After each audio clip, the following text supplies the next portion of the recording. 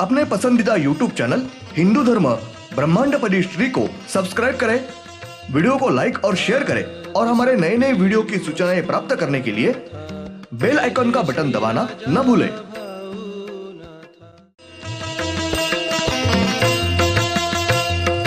आरती सप्रेम मस्को बाना था, जय जय श्री राजा भाऊनाथा। ॐ भूर्भुर्गव आदिशक्ति ब्रह्माण्डच्च दिव्यशक्ति प्राप्त्यर्थच्च परमेश्वराय नमेन गायत्रीयं कालभैरव दिव्यशक्ति नमो शिवाय। ब्रह्मांडपदी श्री सप्तशक्ती महाग्रंथ, ब्रह्मांडपदी श्री सप्तशक्ती महापंथ।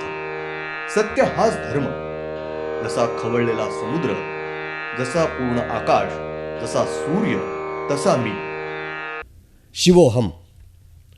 पिछले यानी भाग 63 में हमने देखा बेहोश होकर गिर गया था, त्रिशूल भी ठंडा होकर जमीन पर गिरा था।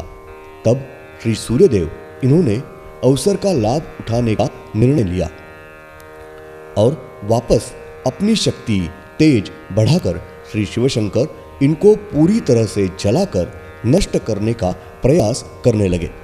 तब श्री विष्णुदेव ये श्री शिवशंकर इनके मदद के लिए दौड़ के आए थे।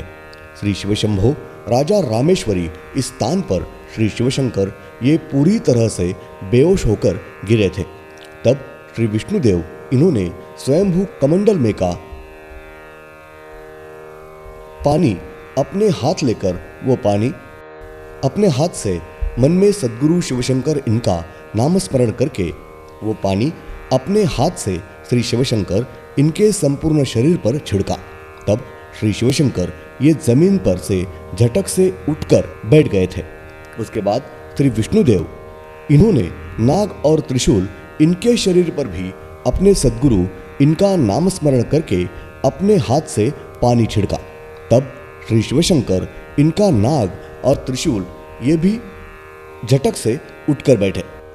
अब भाग 64। श्री शिवशंभो राजा रामेश्वरी इस स्थान पर उसके बाद श्री शिवशंकर और श्री विष्णुदेव दोनों मिलकर श्री सूर्यदेव और श्री चंद्रदेव इनके शरीर पर दौड़ के गए। तब श्री शिवशंकर इनके नाग ने श्री सूर्यदेव और श्री चंद्रदेव इन दोनों को पूरी तरह से लपेट लिया और बांध लिया है। इन दोनों को नाग जरा भी हिलने डुलने नहीं दे रहे थे। श्री शिवशंकर इन्होंने अपने मन में निश्चय किया था कि अपना नाग जल के भस्म हो गया तो भी चलेगा, लेकिन वो इन दोनों को पूरी तरह से जलाकर नष्ट करना है। ऐसा मन में ठहरा के अपने दिव्य शक्ति तेज प्रचंड बढ़ा के श्री सूर्यदेव और श्री चंद्रदेव इनको पूरी तरह से जलाकर नष्ट करना शुरू किया था। श्री सूर्यदेव और श्री चंद्रदेव ये दोनों ही बहुत ही कष्ट से लीन होके श्री शिवशंकर इनसे गिड़गिड़ाते हुए माफी मांगने लगे, विनती करने लगे थे। लेकिन श्री शिवशंकर इनको इन दोनों की जरा भी दया नहीं आ रही थी।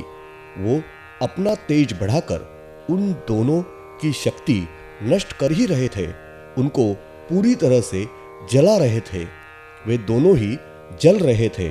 तब ब्रह्मांड में के अन्य सारे ग्रह मानव रूप लेकर, साथ ही संपूर्ण प्रकृति, सारे पंचमहाभूत, ये सारे श्री शिवशंभो राजा रामेश्वरी इस स्थान पर आकर श्री शिवशंकर इनकी विनती करने लगे, उनकी माफी मांगने लगे। इन दोनों को माफ करे इसके लिए गिड़गिड़ाकर श्री शिवशंभो इनकी विनती कर रहे थे। लेकिन श्री शिवशंकर ये किसी का भी सुनने को तैयार नहीं हो रहे थे। फिर से उन्होंने बड़े पैमाने पे अपनी दिव्य शक्ति तेज बढ़ाकर इन दोनों को पूरा जलाना शुरू किया था।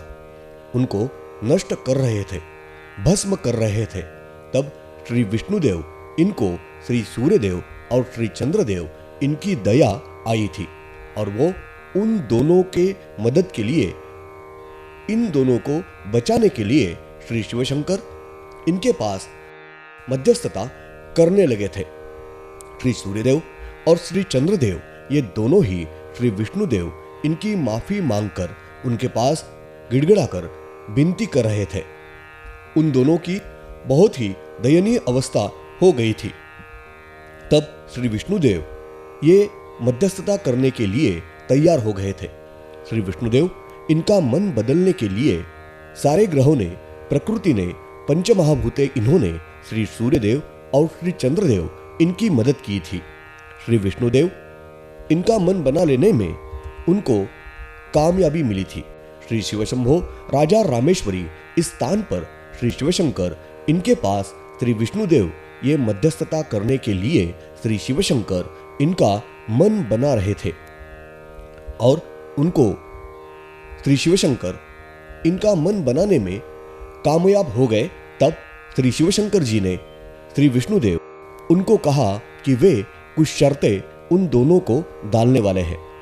वो शर्तें स्थायी रूप में वो दोनों पालने वाले हैं। मैंने बताई शर्तें अगर वो मानेंगे तभी वो उनको मुक्त करने के लिए तैयार है, अन्यथा वो उनको अब पूरी तरह से भस्म करके नष्ट करने वाले हैं। तब श्री विष्णुदेव इन्होंने मध्यस्थता करने के कारण श्री शिवशंकर ये पूरी तरह से शांत होकर श्री सूर्यदेव और श्री चंद्रदेव इनको स्थायी रूप से शर्तें बताने के बाद उन्होंने वो मान लेने का कबूल किया और श्री सूर्यदेव और श्री चंद्रदेव इन्होंने शर्तें कबूल करने के बाद और शर्तों के पालन करने का वचन देने के बाद श्री शिवशंकर इन्होंने अपना दिव्य तेज कम करके उन दोनों को जलाना, नष्ट करना बंद किया था। लेकिन उन दोनों को नाग से लपेटा था, वो फांस छुड़वाया नहीं था। नाग ने उन दोनों को पूरी तरह से बांधकर रखा था। श्री सूर्यदेव और श्री चंद्रदेव ये बहुत ही अपने शरीर को होने वाले दर्द से बहुत ही तड़प तड़प कर जमीन पर गिरे थे, कांप रहे थे। लेकिन श्री शिवशंकर इनको उन दोनों की जरा भी दया नहीं आ रही थी। उन दोनों का उनको बहुत ही गुस्सा, क्रोध आया था। श्री शिवशंभो राजा रामेश्वरी इस स्थान पर श्री शिवशंकर इन्होंने श्री सूर्यदेव और श्री चंद्रदेव इनको कुछ शर्तें रखी है। एक, सूर्यदेव इन्होंने घोड़े के रूप में स्थायी रूप में मेरा वाहन बनके रहना होगा। 2, श्री चंद्रदेव इनके पास है वो पूरी तेज शक्ति है, उसमें से 3 भाग ये मुझे देने होंगे और चौथा भाग ये उन्होंने उनके पास रखना चाहिए। वो चौथा भाग चंद्र ग्रह में रहने वाला है।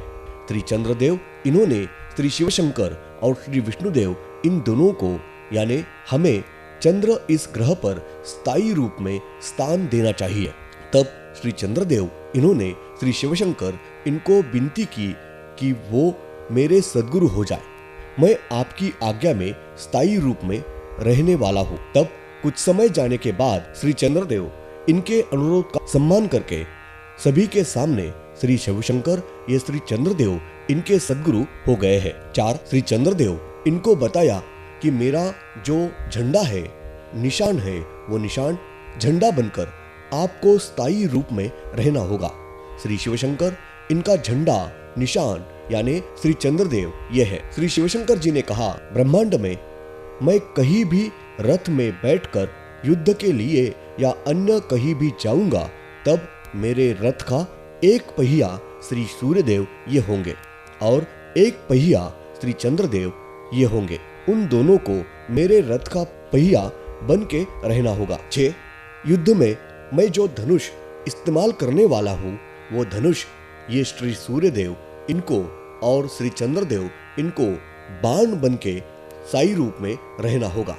उसके बाद उन दोनों को श्री शिवशंकर इन्होंने कहा कि मेरे रथ के सारथी श्री विष्णुदेव ये स्थायी रूप में रहने वाले हैं। श्री शिवशंकर इन्होंने श्री सूर्यदेव और श्री चंद्रदेव इनको शर्तें रखने के बाद और वो शर्तें उन दोनों ने स्थायी रूप में स्वीकारने का पूरी तरह से कबूल करने के बाद उन दोनों ने वैसा सभी के सामने वचन देने के बाद और उन्होंने माफी मांगने के बाद श्री शिवशंकर इन्होंने उन दोनों को माफ करने के बाद श्री शिवशंकर इनके नाग ने उनको लपेटा हुआ था। वो फांस नाग ने छोड़ने के बाद वो दोनों भी मुक्त हो गए। श्री शिवशंकर इन्होंने ये युद्ध श्री शिवशंभु राजा रामेश्वरी इस स्थान पर सिर्फ अकेले ही युद्ध किया है। श्री विष्णुदेव इन्होंने इस युद्ध में सिर्फ श्री शिवशंकर ये बेहोश हुए थे तब उनके शरीर के ऊपर अपने पास के स्वयंभू कमंडलू में का पानी छिड़क के उनको होश में लाया था और श्री सूर्यदेव और श्री चंद्रदेव इनका पूरी तरह से पराजय हो गया था। तब श्री शिवशंकर और उन दोनों में मध्यस्थता करके उन दोनों को बचाया था। सिर्फ उतना ही लिया भाग श्री विष्णुदेव इनका रहा है। तारीख 7 जुलाई 95 वार शुक्रवार। श्री क्षेत्र शिवशंभो राजा रामेश्वरी इस स्थान पर श्री चंद्रदेव इन्होंने सारी शर्तें मान लेने के बाद युद्ध पूरी तरह से थमने के बाद श्री शिवशंकर इन्होंने अपने माथे पर श्री चंद्रदेव इनके पूरी शक्ति का तेज है उनमें से 3 भाग ये अपने माथे के अंदर रखे हैं और बचा हुआ चौथा भाग यानी श्री चंद्रदेव इनके शक्ति का तेज इसका चौथा हिस्सा चंद्र इस ग्रह में रखा है। अब हमारे चंद्र इस ग्रह में श्री चंद्रदेव इनके चौथे भाग के शक्ति का तेज दिखता है।